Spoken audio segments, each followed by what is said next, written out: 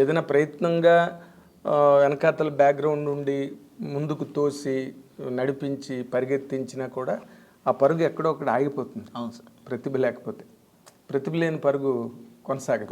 అవును సార్. అది అంచేత మీరు మీ ఇంటర్వ్యూస్ కేస్ స్టడీ కావాలి పబ్లిక్కి. నువ్వు జనరల్గా బీటెక్ చదువుకున్నావు. అవును సార్. బీటెక్ చదవడమే కష్టం. బీటెక్ చదివావు, బీటెక్ చదివిన తర్వాత మళ్ళీ ఈ రంగంలోకి వచ్చావు. అసలు వాట్ ఫోర్స్డ్ యూ? అంటే నీ ఇప్పుడు ఏదో ఒక ఇన్స్పిరేషను, ఏదో ఒక దురదో. అంతే సార్. ఈ కాలేజీలో ఉన్నప్పుడు ఏదైనా ఫెస్ట్ అలాంటివి జరిగినప్పుడు ఆ చిన్న చిన్న పైకి వెళ్ళి చిన్న చిన్న మిమిక్రీలు చేయడం,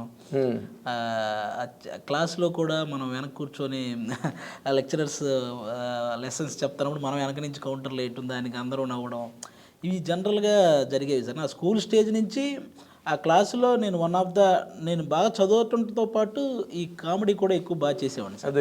అంటే క్లాసులో కౌంటర్స్ వేయటం, అందరూ ఎంజాయ్ చేయటం, అవి బాగా నాకు స్కూల్ స్టేజ్ నుంచే ఉంది సార్ అది. అది కాలేజీకి వచ్చేసరికి ఇంకొంచెం బాగా డెవలప్ అయింది. నేను లెసన్ వింటూనే ఇక్కడ ఏమనొచ్చు అనేది నేను ఆలోచించేవాడిని. అందరు నవ్వడానికి ఇక్కడ ఏమనొచ్చు అనేది కూడా థింక్ చేస్తూ ఉండేవాడిని. అలా వచ్చిందే సార్ నాకు కొంత రైటింగ్ అనేది కూడా ఎక్కడో ఇన్బుల్ట్ అది ఉంది. ఆలోచనే రైటింగ్ కదా, కాగితం మీద పెడితే రాత అవుతుంది. మనమే అంతే సార్. నాకు అలా వచ్చిందే, ఈ కాలేజీ నుంచి వచ్చిందే సార్ ఇదంతా. అది కాక మా నాన్నగారు కొంచెం ఈ బ్రహ్మంగారి నాటకాలు ఉంటాయి కదా సార్, అందులో సిద్ధయ్య పాత్ర చేస్తుంటాడు. ఇప్పుడు బ్రహ్మంగారి నాటకం వేసినా మా ఊర్లో ఆయన సిద్ధయ్య పాత్ర చేస్తారు. పర్మనెంట్ ఆయన సిద్ధయ్య, నా 3వ సిద్ధయ్యో 4వ సిద్ధయ్య పాత్ర ఉంటుంది అనమాట. అది ఆయనది తెల్లారేసరికి వస్తుంది ఆ పాత్ర. వీళ్ళు నైట్ 9కు నాటకం స్టార్ట్ చేస్తే ఆయనది మార్నింగ్ 4కి వస్తుంది ఆ నాటకం. పాపం ఆ టైంకి మంచి నిద్రలో ఉన్నప్పుడు ఎవరా ఈ టైంలో పాట పాడుతుందని తిట్టుకునే వాళ్ళు ఉంటారు. అంటే పల్లెటూళ్ళలో నాటకాలు, పల్లెటూరు అంటే కొంచెం టౌన్ లాగా ఉన్నవి కూడా పౌరాణిక నాటకాలు రాత్రి 10:30, 10 ఈ పెట్రోల్ మార్క్స్ లైట్లు వెలిగించి ఆ రోజుల్లో అంతే మొదలెడితే తెల్లారి 5. కొంతమంది ముగ్గులు వేస్తే ఈ టైంలో ఎవడరా అని చెప్తే అన్నీ ఉంటాయి. ఆయనేమో పాపం ఎప్పుడు మీరేమో 9ంటికి స్టార్ట్ చేస్తారు, నాది వచ్చేసరికి 4 అవుద్ది, అందరు నన్ను తిట్టుకుంటుంటారు ఈ టైంలో ఎవడరా పడుతుందని అని ఈ స్టైల్ ఉండేది సార్. ఆయనకి ఉండేది, నాకు ఇట్లా నాటకాలు వేసి ఇది నాకు ఉంది కదా, మా ఇంట్లో ఎవడికి వస్తుందా అని అనుకున్నాడు. అది తెలియకుండా ఎక్కడో మనం అటు తిరిగి ఇందులోకే రావడం జరిగింది. అంటే నువ్వు ఇప్పుడు ఏ తల్లిదండ్రులైనా వాళ్ళు ఎలాంటి పనులు చేసినప్పటికీ కూడా కష్టపడినా నష్టపడినా పిల్లలు చదువుకుని జీవితంలో స్థిరపడి హాయిగా నెల ఇసరికి జీతం వచ్చి సుఖవంతంగా ఉండాలని కోరుకుంటారు తల్లిదండ్రులు. మరి నువ్వు ఇలాంటి ఈ వ్యవహారాలు నడపడానికి మీ నాన్నగారు ఒప్పుకున్నారా? అయ్యో, స్టార్టింగ్లో నిజంగానే చాలా బాధపడ్డారు సార్.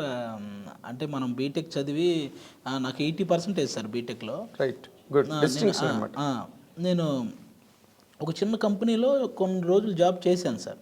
కొన్ని రోజులు జాబ్ చేస్తున్నాను, మనకు మంత్లీ కొంత శాలరీ వస్తుంది. కాకపోతే ఏమైందంటే సార్, మన ఫ్యామిలీలో ముగ్గురిని చదివించడానికి నాకు 2 అన్నదమ్ములు సార్. మా 2 అన్నయ్యలు ఉన్నారు సార్ నాకు, నేను లాస్ట్. ముగ్గురిని చదివించడానికి మాకు చాలా ఖర్చు అయిపోయింది. అంటే ఒక 20 లక్షల వరకు. ఏం చదివారు వాళ్ళు? వాళ్ళు కూడా ఒకడు డిగ్రీ కంప్లీట్ చేశాడు, ఇంకొకడు డిగ్రీ కంప్లీట్ చేశాడు. మా హాస్టల్ ఖర్చులని మనకి ఆ టైంకి బాగా ముగ్గురు మీద ఫీజులని, హాస్టల్ ఖర్చులని ఇలా మొత్తంగా ఒక 20 lakhs వరకు ఖర్చు అయింది సార్. ఇప్పుడు మనకి ఆ అప్పు తీర్చాలంటే నేను ఇక్కడ జాబ్ చేస్తున్నా, నాకు వచ్చి ఒక 20,000 వస్తే అవి ఎవడికో ఒకడికి ఇవ్వాల్సిన వడ్డీలకే అయిపోతుంది. నేను జాబ్ చేసిన సాటిస్ఫాక్షన్ నాకు ఉండట్లేదు.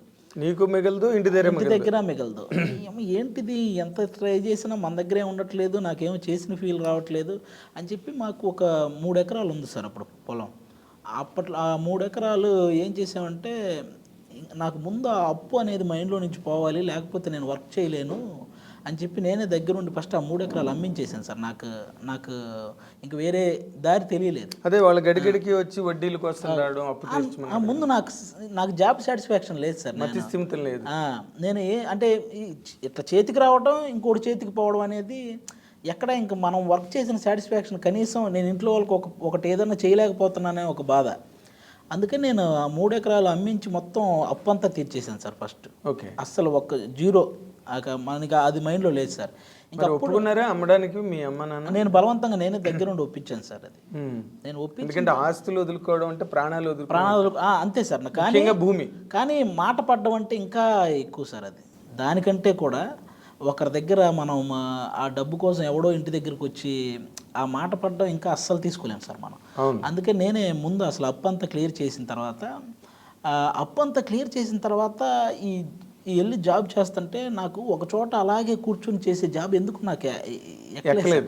మనం అటు ఇటు తిరుగుతూ ఉంటాం, ఏదో ఒకటి చేస్తూ ఉంటాం, ఇదేంటి సైలెంట్గా వచ్చి మన పని ఇట్లా చేసుకుంటూ ఎవరితో మాట్లాడకుండా ఏంటిది అన్నట్లు లోపల నాది ఒప్పుకోవట్లేదు సార్. అందుకని మీ చిన్నగా ఈ సాటర్డే సండే హాలిడే ఉంటుంది కదా సార్ సాఫ్ట్వేర్కి, మేము ఈ కృష్ణకాంత్ పార్క్కి వెళ్ళి ఫోన్లో చిన్న చిన్న షార్ట్ ఫిల్మ్స్ చేసేవాళ్ళం సార్. షార్ట్ ఫిల్మ్స్ మీన్స్ ఆ ఫోన్లోనే ఎంతవరకు వస్తే అంతవరకు తీసి అదే దాన్ని యూట్యూబ్లో పెట్టేయడం సార్. అలా ఈ అత్తారింటికి దారేది క్లైమాక్స్ అని ఒకటి, ఆ క్లైమాక్స్ని స్పూఫ్ చేస్తూ ఒకటి ఫోన్లో తీసి పెడితే అది బాగా చూశారు. అందులో మన జబర్దస్త్ అదిరే అభి అన్న ఒక మెసేజ్ పెట్టాడు సార్, హాయ్ బాగా చేసావు బ్రదరు, ఒకసారి కలుద్దామని. అక్కడి నుంచి స్టార్ట్ అయింది సార్. అత్తారింటికి దారేది క్లైమాక్స్ అంటే మేము ఉన్నామని నమ్ము అదేనా? అది నాకు బాగా నచ్చిన సీన్ సార్. పవన్ కళ్యాణ్ గారిది చాలా సంవత్సరాల తర్వాత మళ్ళీ అంత ఎమోషన్, మనకు అప్పట్లో సుస్వాగతం క్లైమాక్స్ ఆయన ఎమోషన్ పండించిన విధానం చాలా బాగుంటది. ఆ తర్వాత మళ్ళీ ఆ range emotion పండించింది Attarintiki Daredi climax చాలా బాగుంటుంది సార్. అది పదే పదే చూసి దాన్ని ఏదో చేయాలి అని అది బాగా గుర్తుండిపోయే, దాన్ని ఏదో చెయ్యాలని అక్కడ అలా స్పూఫ్ చేయడం జరిగింది సార్. కానీ నేను ఒక మాట అడుగుతాను ఇక్కడ, అంత ఇమోషనల్ క్లైమాక్స్ని స్పూఫ్ చేయాలని అసలు ఎందుకు వచ్చింది ఐడియా? ఎక్కువ సార్లు చూసేసాను సార్. అది ఎక్కువ సార్లు చూసేసిన తర్వాత ఆ డైలాగ్స్ బై హార్ట్ అంటే ఇంక అట్లా బాగా గుర్తుండిపోయినాయి. వీటిని ఏదన్నా చూసినా దీన్ని ఇందులోకి మార్చాలి అన్న సెన్స్ నాకు కనపడేది సార్. అదొకటి. త్రివిక్రమ్ గారు సిరివెన్నెల గారి గురించి మాట్లాడింది నాకు బాగా నచ్చిన స్పీచ్ సార్ అది. సిరివెన్నెల సీతారామ శాస్త్రి గారి గురించి త్రివిక్రమ్ గారు, నాకు ఈ అత్తారింటికి దారే సినిమా ఆ స్పీచ్ ఇవి నా ల్యాప్టాప్లో ఉండేవి సార్. ఇవి నా ల్యాప్టాప్లో నేను ఎక్కువ సార్లు చూశాను. అబ్బాయి ఆయన ఎలా మాట్లాడాడు ఎంత బాగా అని చెప్పి ఆయన స్పీచ్. అబ్బా చాలా రోజుల తర్వాత కళ్యాణ్ గారు ఎంత బాగా చేశారు క్లైమాక్స్ అని ఈ సీను. ఇవి నేను పదే పదే పదే పదే చూసి అవి రెండు నా నోట్కి వచ్చేసినాయి సార్. ఏదో చెప్పు డైలాగ్. త్రివిక్రమ్ గారిది అయితే Pawan Kalyan dialogue, climax dialogue చెప్పు. అదే సార్, అది జనరల్గా నేను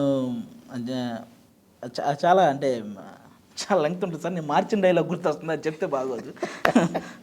నేను యాక్చువల్గా మార్చిన డైలాగ్ ఉంటుంది కదా సార్, అది గుర్తొస్తుంది. కానీ దాన్ని మేము ఏం చేసామంటే మా హాస్టల్లో ఈ ఫుడ్ సరిగా ఉండేది కాదు.